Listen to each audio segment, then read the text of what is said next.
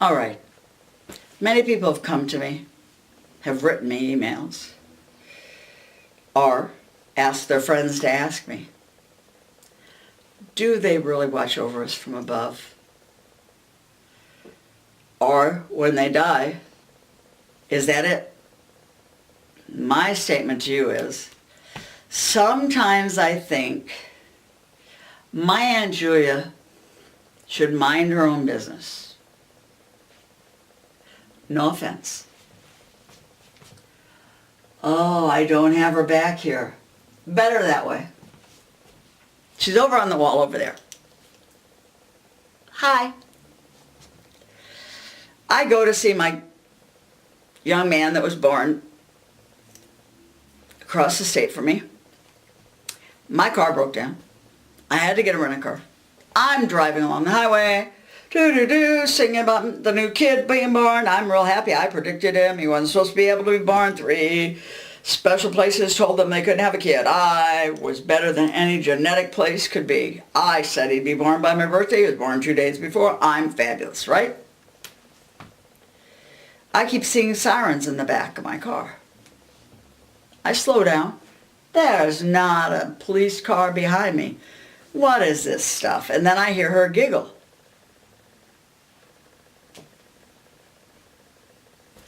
She wasted my time slowing me down. I get to Boonville, Missouri. I see a siren in my back. I didn't slow down.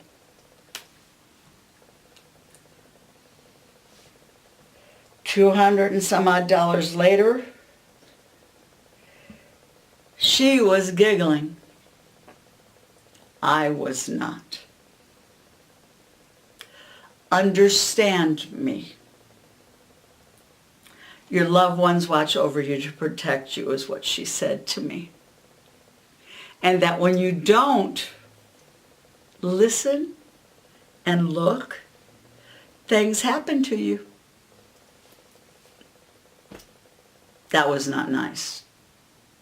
She said I should have listened. I didn't. Then, I do a lot of parties. These are the only pair of glasses I've got that have survived being sat on and broken,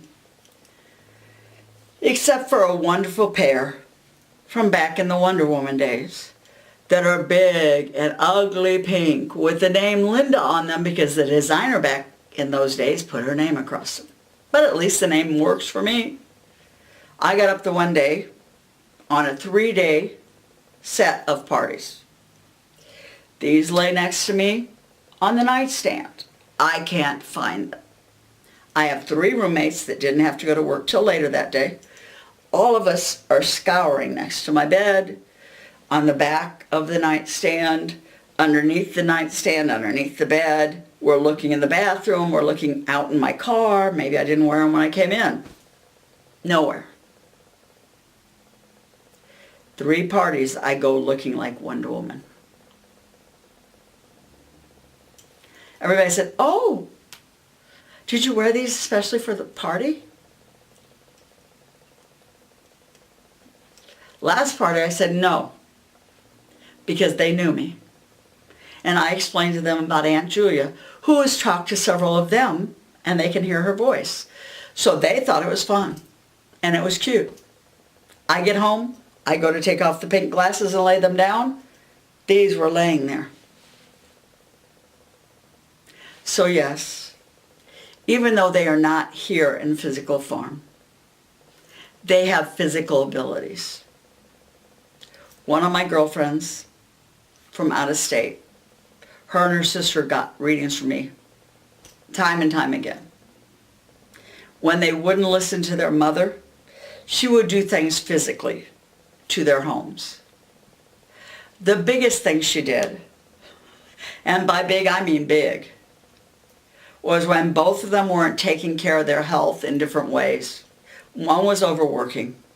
The other one was doing way too much lifting and carrying things.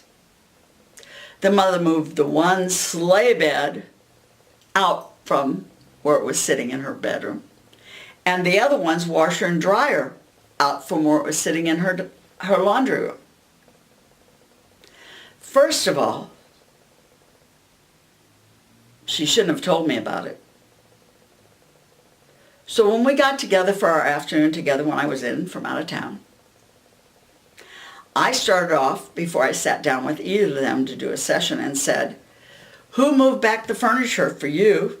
And for you, who moved back the washer and the dryer? Because your mother said you're overworking and you're moving around too much stuff in your house and you should leave everything sit the way it is. You don't have to move furniture every 5 minutes. Yet she moved a washer and dryer. They both started laughing and falling on the floor because they agreed with me. If she didn't want them doing that, why did she make them do more? I thought it was to teach them a lesson. But I will tell you this. The second they leave the physical body and they go across, they can deliver a message to you. The second they are healed by going into the church or by having an angel heal them, they can be present in your life. Anyone who loves you can watch over you. And I mean literally. I've had so many people that have come to my house that are nurses or hospice workers, caregivers, that when they're sitting in my table in my dining room, they will have people who I can describe in detail. The whiskers that the man didn't want them to shave him because he used to have a really pretty beard, and that he's thanking her for making his life as if he had no illness. And that she wrote the emails to his grandchildren and his great-grandchildren for him. And she said, why would he be thanking me? He's not related to me. He was a client. And I had to explain what we do and how we touch people's lives, make us part of their souls. And even though when we die, we pull out of our physical bodies, the soul is impacted with who was part of our life. The most wonderful story I can tell you about that changed a lady's life this lifetime. I had a lady come to me. When she walked in my house, I had to help her up the steps. Her one leg would not bend whatsoever. She was over 300 pounds. The first thing I saw was this older man behind her. Big, coughing up several handkerchiefs out of his pockets all the time, every time she came. By the second time she came, I realized he was not a grandfather from this lifetime or a great-grandfather. He was in dress when I looked up the potato famine, from the potato famine. He was a grandfather. As I told her on the third time she was here, you have a grandfather with you, as I told you before. He does not want your cupboards full of food. He does not want you feeling you have to keep food so you can feed him. He passed because he was sick before the famine. You did not cause his death by not being able to get food for him. Eventually, after she had dropped 60 pounds, she was able to start bending that knee. And she realized it worked. And she was relieved. And she could hear him at night talking to her and asking her who had hit her, who had broken the knee. She told me, I can't tell him, I don't know. So in session one day, when she had reached the 100-pound loss, I asked her if she felt comfortable enough to lay on a couch I have that is 7 feet long, and it is 4 feet wide.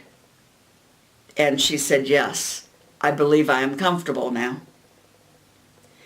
Instead of me talking to her, I allowed myself to leave my body and have him channel through me. She was able to see the man who had hit her in the knee. He is a rich man who is on the board of trustees where she works. She had started to gain weight at the place she works at. It was the trigger inside of her head. That man treats her with respect this lifetime. But because she recognized his soul energy as a bad instance from that life, she became crippled. Once we did that regression into her past, and her grandfather talked her into realizing that that man does respect her, has been on her side this lifetime, that knee worked, and she is now down to a healthy weight and has maintained that healthy weight. So thanks to a man who watched over her from century to century, she is totally healthy. It is, as I say, we are watched over by many. I've had a friend who now is my brother from another mother, and a much nicer mother, who's come to see me now for many years. He's started my channeling to everybody else for their relatives, but he was here the one day, and his dog was sick. And my Nicholas was running back and forth from the healing stones over here to the dining room, from the healing stones to the dining room, barking and barking and barking. And I finally said, okay, is your dog sick with hip dysplasia? Because my dog's telling me. He goes, yes. So we bagged up the stones. I got him to him, and the dog laid down. And also my dog was barking, and 2 people walked in. It was his mom and his dad. He was thrilled to talk to them. They were amazed at what transpired that day, and they thanked me. And then his mom said, I can really physically do stuff? And his dad said, I can really do stuff, huh? All right, I like this idea. This is really cool. I got this. He's gonna get it. He's gonna get an increase in business thanks to me. I wasn't real sure what he meant by that, but it was kind of interesting. 2 weeks later, they both come to see me before his reading. His mom tells me it was fall weather like it is today, November the 11th, cold as everything. And his mother had picked up the blanket that he knocked off of himself, covered him with it, bent down, kissed him on the forehead, and he said, thank you, Mom. So he knew it was her. The dad did something even better. He came to see me and he says, guess what? That girl that's got the crush on him was at his place of business, sitting on a stool trying to take up his whole day.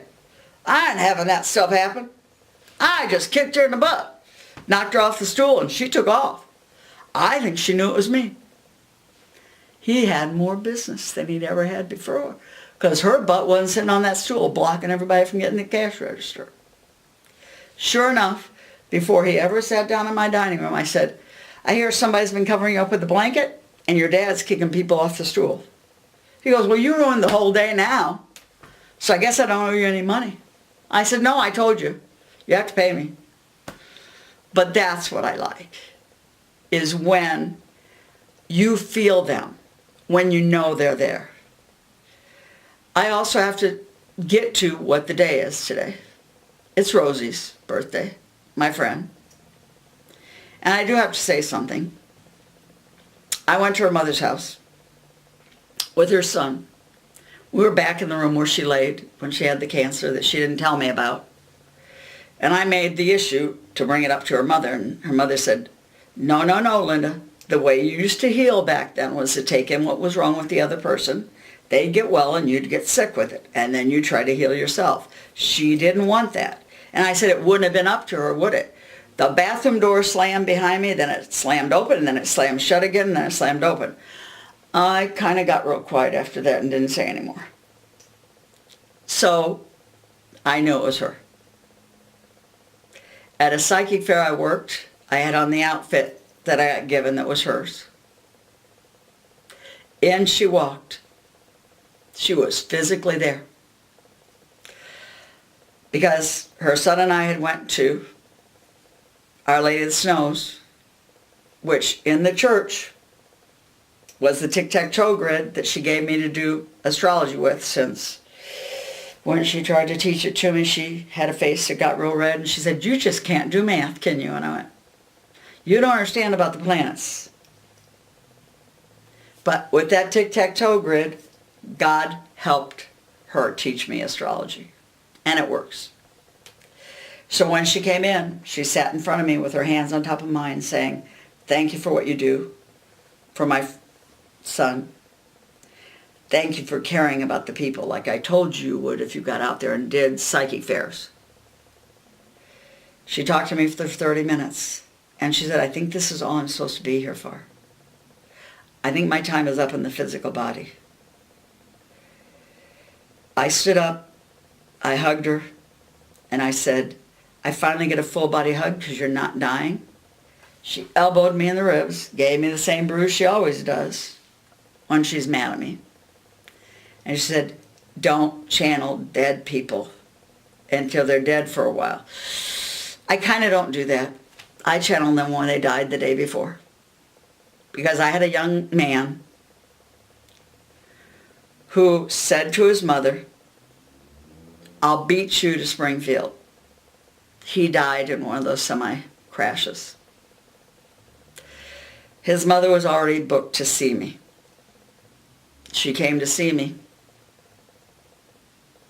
and he talked to her. What was wonderful about that is she got to know he had no pain when he left his body, and that he was there watching over her. My favorite story has to do with my best friend. My best friend has talked to her nephew on the other side, has talked to her daughter, has talked to her brother, who dearly loves her. But the best thing was when she brought her great-grandchildren and her granddaughter to the house here. I have a crystal ball that Rosie gave me that has a wizard in it, and you put your hands over and he goes, I cannot tell you now, or I will tell you tomorrow, or it is so. The kids got a kick out of playing with it. They asked me if their grandma who had passed away was here. I said, yes, she's here. They were in the living room, sitting in my easy chair over there, playing with my dog Nicholas, loving everything. I took their mother back in the back room to do a reading and a healing session. All of a sudden I hear, I cannot tell you now. It is decidedly so. And all of the things going one right after another. I hear my friend yelling at her great-grandson. Well, that thing never goes off that fast in a row. I come out to look what's going on. He's sitting on my couch way away from my dining room. Her daughter is standing over it going, woo, woo, woo, woo, woo, on the other side, making it go crazy. I said, if you look, your grandson's on the couch. Your granddaughter's petting my dog on that couch. Your daughter who passed away is in here making a cyclone over the top of my toy that Rosie gave me. It is going insane from her energy. So be careful what you say, what you do to your relatives from the other side. Because there are times they just aggravate you, as she did. Her mother said those kids will never forget that day, that their grandma showed them she was very alive and watching over them. One of my best guy friends does a great service for humanity by the job he does. I always tell him when I'm on the phone with him, and when I see him in person, how proud his dad is over him. He got assigned a really hard job, helping people that go through a lot. He was sitting in his office after some of the cases that he had, and there were 62 of them that week. And as he's really getting wore out, he said to himself, I wish my dad was here. He looked at his window, and there was a bird pecking, and pecking, and pecking, and pecking. And I told him once, your dad will show up when you need him the most. So he started talking. And as he's talking, the bird is talking back, and talking back, and talking back. So that night, when I knew he'd be home from work, I made sure that I called. And I got his wife on the phone, and I said, I know he's tired, but you need to tell him that that bird outside his window today was his dad. And he's very proud of him. And he's never been prouder than he is right now. Because as a telephone operator, they come to me in case they think you haven't figured out that they were there. The best friend that I ever had, unfortunately she's in heaven right now, to do with funniness when families come and talked, was my friend Teresa. That's the way her dad pronounced her name, because he was from Slovakia. Every time it snowed, he would come and open her refrigerator doors, the one downstairs and the one upstairs. 2:30 in the morning, he opens her refrigerator doors at Christmas time. Because Channel 5 News, and they're the best, said it's going to snow at 12 o'clock noon, and it could snow over 6 inches in 2 days' time. So make sure you stock up. So Papa must have been listening to the news and the weather. Teresa is hearing all this. This woman, 83 years old, lives alone in a not so nice neighborhood. So after hearing the one downstairs go, then the one upstairs go again, she decided, well, if I get murdered, I get murdered. I'm getting up and looking. So she goes out, her Christmas tree is still on. As she's in the kitchen looking, and the lights are on, the Christmas tree lights go off. Now this is really getting her spooked. Because she goes to the switch on the wall, turns the switch on, and the lights don't come back on. Because they were never turned off. So she goes to bed, shuts the door to her room and locks it. Because if they're in the house, they haven't attacked her yet, she's at least got the door locked. The next morning, after he woke me up at 2:30 in the morning to tell me to call her then, and tell her she doesn't have enough groceries. No groceries. Teresa has no groceries in the house. You must call her and tell her. I said, no, Papa, not till 8 o'clock tomorrow morning. Okay, but you do it then or I'm coming back. And he was not kidding, guys. He would have been back. So at 8 o'clock in the morning, I called. She said, how did he get my Christmas tree lights off? I said, crawl underneath your Christmas tree. He said he unplugged them because you were wasting electricity. Nobody was going to drive by your house overnight and see your lights. That's why I said it's hilarious. They do funny things. But when they get to know me through you, they can then use my outer aura energy.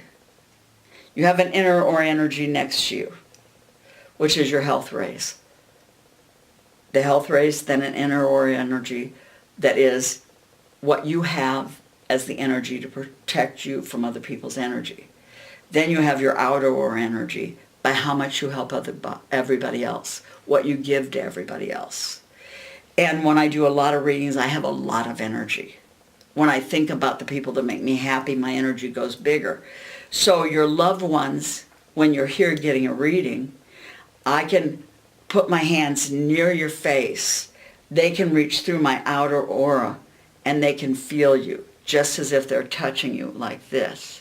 And they feel you. When they touch your hair, and a lot of mothers touch their daughters' hair, or they touch their faces. A lot of the dads love to touch the shoulders, or they touch the arms. They feel you when they use my energy, or they use your aura energy. If they don't, you will feel them. But now that they know it, and that's why I'm putting this video online, so if they watch the video with you, they don't have to know me. You don't have to come to me. That isn't my goal, is to just have money in the pocket. Although it will help, please call me. 618-277-1368. But the issue is, if you're playing this and you have a friend that genuinely has somebody they just lost and that person would like to touch them, and it isn't they need a full-fledged reading, they need a session about it. If that person listens to this, that person can then touch their face and they'll be able to feel their loved one as if they were in a physical body. Because the aura is a physical entity. It is not a body, but it is an entity energy. That is why when you're in a crowd and people are arguing and yelling and fussing and fighting at each other, there are times you just got to get out and you've got to get away because they are mingling with your energy. And if you're a positive person, you can't feel comfortable there. So as I said, sometimes they'll play a song you love. When I was at the last psychic fair place that Rosie did her last readings at a Days Inn it was. They don't play music above us. We have to concentrate on what we're telling you. I had been outside and I had no idea it was the last place she ever did readings at. But I had 7 people that were her clients come to me in a row. It was a little overwhelming. And they were lost. And when they found out that she was my friend, because they could tell by my name when I said who I was, that, oh yeah, that's the one Rosie talked to us about. Oh yeah, that's the one Rosie talked to us about. Well, the more I helped them, the more overwhelming it was. Why wasn't she here anymore? I was overwhelmed. I went out in the hallway. One of the psychics came up to me and said, you know, she sat out here and told me that she was going to channel to you when she was gone, and she's going to watch over you. I walked in, and I said, I don't like this. I feel alone. Overhead played the song, You're Not Alone. As I drove home, the dedication line said, this song goes out to Linda from Rosie. You are the wind beneath my wings. So, Rosie, on your birthday, you are the wind beneath my wings. And all of you out there, LindaHumphries.com. You have your parents, your loved ones watching over you. Please contact me if you need help. Amen.